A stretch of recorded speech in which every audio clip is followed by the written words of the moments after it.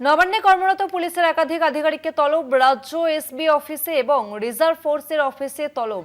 আমাদের সঙ্গে ফোন লাইনে রয়েছে প্রতিনিধি দেবাশিস সেনগুপ্ত। দেবাশিস দা, নবান্নে কর্মরত একাধিক পুলিশ আধিকারিককে এবার তলব করা হলো, কি জানা যাচ্ছে এই বিষয়ে?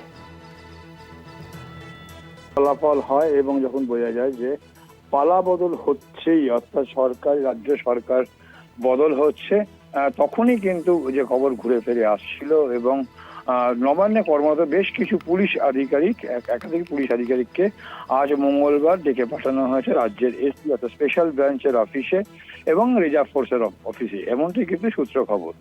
শুভাশিস ভৌমিক হিসাব হিসেবে বলা যেতে পারে যে শুভাশিস ভৌমিক, যিনি বর্তমানে ডিসি ওএসডি এসবি দপ্তরে রয়েছেন, অর্থাৎ স্পেশাল ব্রাঞ্চের দপ্তরে কর্মরত, তাকে আজ সকাল 10:30টার মধ্যে লর্ডসিনা রোডের অবস্থিত রাজ্য পুলিশের যে স্পেশাল ব্রাঞ্চ, সেই অফিসের যুগ্ম কমিশনার সিকিউরিটি এবং এসবি তার কাছে রিপোর্ট করতে বলা হয়েছে, এমনটাই খবর।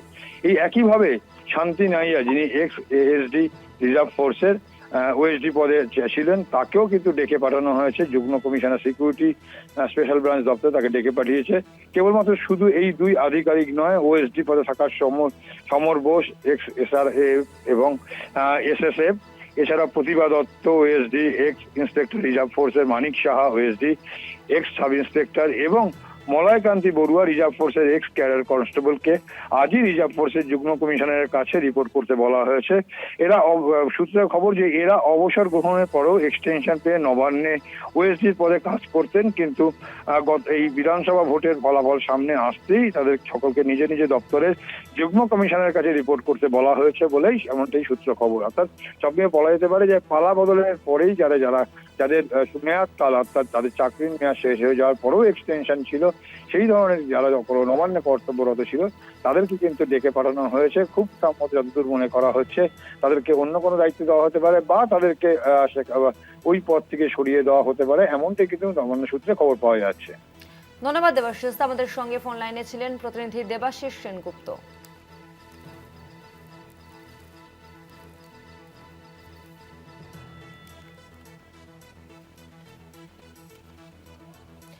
নবান্নে কর্মরত বেশ কিছু আধিকারিককে এবার তলব করা হয়েছে। গতকালই নবান্নে আধা সেনা মোতায়েন করা হয়েছে, সে ছবি আপনারা দেখতে পাচ্ছেন। আর এবার নবান্নে কর্মরত বেশ কিছু আধিকারিককে তলব করা হয়েছে।